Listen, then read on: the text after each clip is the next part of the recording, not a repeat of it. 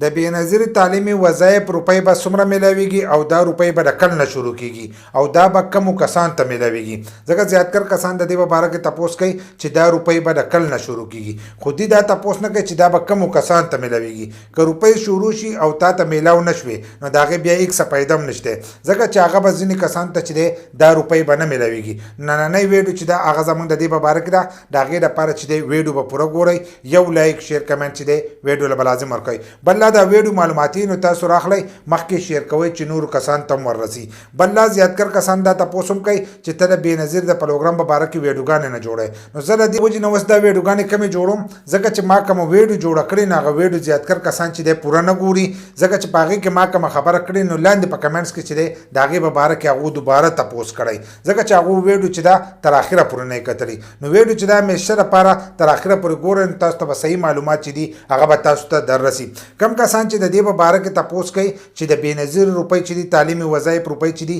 دا به د کله نه شروع کیږي نو دغه روپۍ چې دي دا شروع شوي دي او تاسو خپلې روپۍ چې دی دا راغستی شئ خو هغه کسانو ته به دا روپۍ میلاویږي چې د کمو کسانو په اکاونټونو کې دا روپۍ جمع شي داسې نه چې تاسو هلته لاړ شئ او تاسو وایئ زموږ د ماشومانو روپۍ راغلي دي نو چې ستاسو په اکاونټ کې دا روپۍ نه جمع شي نو تاسو ته به دغه روپۍ چې دي دا به نه میلاویږي نو د هغې لپاره به تاسو لږ صبر کوئ چې صبر وکړئ نو د هغې نه وروسته به ستاسو په اکاونټ کې چې دی دا روپۍ به جمع شي بل لا ځینې کسان دا تپوس کوي چې دا به څو روپۍ میلاویږي نو دې ځل چې دی دا به تاسو ته د دوو قسطونو هغه روپۍ چې دي دا به میلاویږي داسې خو درې قسطونه څلورم قسط دی چې دا روپۍ چې دي دا یې پکې ور نه کړې نو تاسو ته به دې ځل چې دی دا به د دوو قسطو میلاویږي خو تاسو به لږ صبر کوئ ځکه ځینې کسانو ته سیوا میلاویږي او ځینو ته کم میلاویږي کم کسان چې په پرامرۍ کې دي نو د جنۍ دپاره دا 2000 روپۍ دي او د هلک دپاره چې دي دا 1500 روپۍ دي بیا داسې چې ورو ورو هغه سیوا کېږي نو 1500 روپۍ چې دي دا سیوا کېږي د 4 کال نه والا تر 20 کالو پورې چې دی دا روپۍ میلاویږي هر ماشوم ته